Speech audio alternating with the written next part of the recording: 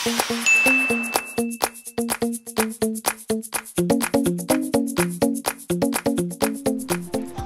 kami, tawa lang kami ng tawa. Tsaka, lagi siyang nakatingin sa akin. Alam mo yun, di ba? Yung nakayoko kang ganyan. Alam mo, nakatingin siya. Grabe. So, sa inyo, ano ibig sabihin nun? Kami na?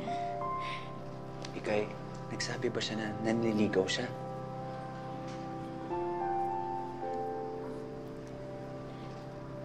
Eh, di ba? Gano'n naman talaga mga lalaki. Di na sinasabi, ginagawa na lang. Ikaw, Bes, ano bang nararamdaman mo?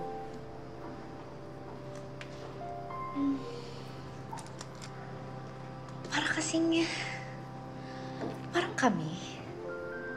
Pero walang formality. Palagi kaming mag-ausap. Palagi kaming nasa kanila. Teka, hinatid ka ba sa inyo? Nagpakilala pa siya kay Tito at saka kay Tita.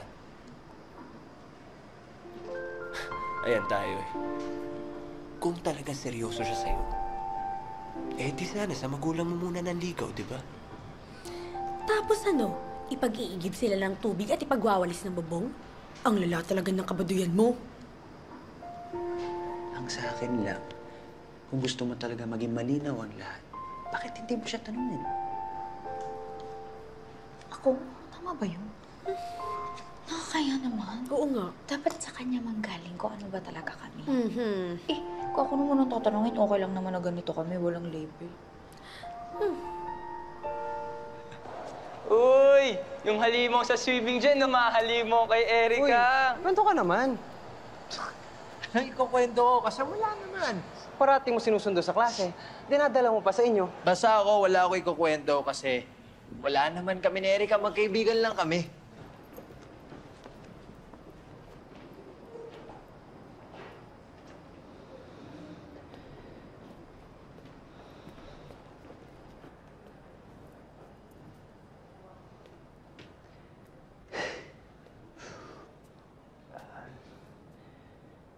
Ikay, Dre, bakit nandito ka pa? Kanina pa tapos ang klase mo, di ba?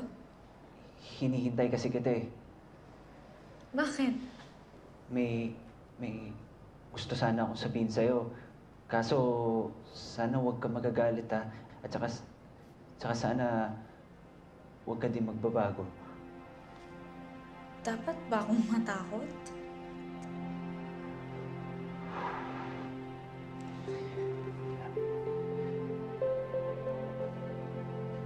Nagpapatawa ka ba?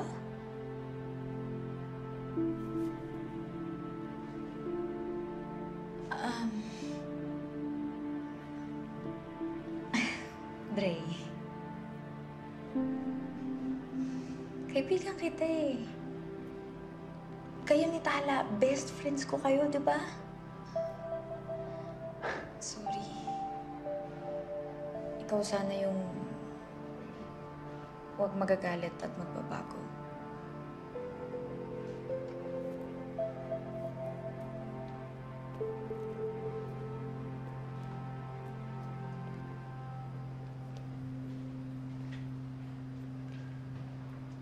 Ano plano natin, bro? Mamaya. Pwede tayong kumain. Sigurado. Oo, nagugutom na.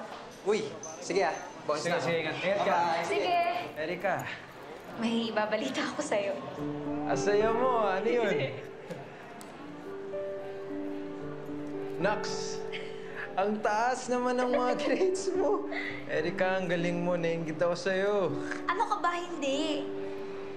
Dahil yan sa'yo. Di naman ako makakauno kundi dahil sa interview ko sa'yo eh. Kaya, salamat ah. Erica, ikaw to. Kasi Surprise, magaling ka. babe! Happy 3rd monthsary! Hey. For you. Babe. Ikaw ha, hindi ka nagre-reply sa mga text ko sa'yo. Akala ko mas spoil na yung surprise ko sa'yo. Buti na lang, tama yung hinala ko. Nandito ka lang sa pool ng university nyo. Magaling ka talagang manghula. Happy monthsary! Come here. Namiss mo ako? Of course! Kainin na natin to. Tara, let's go to the pool. Let's go. Gutom ka na, no? Bakit mo ko niloko?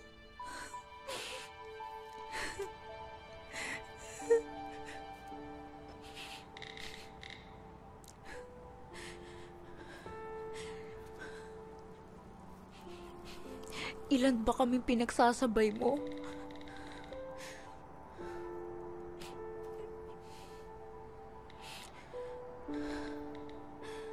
Mag-usap tayo.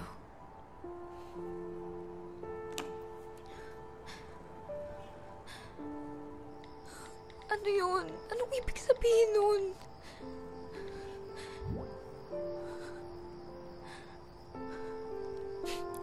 Bakit mo ko niyayang lumabas? Bakit mo ko inakbayan?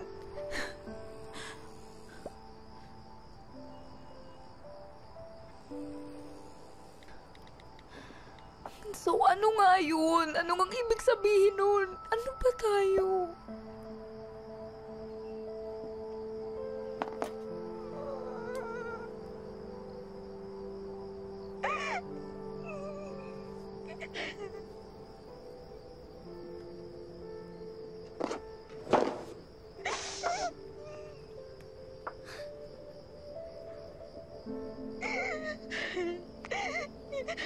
Thank you.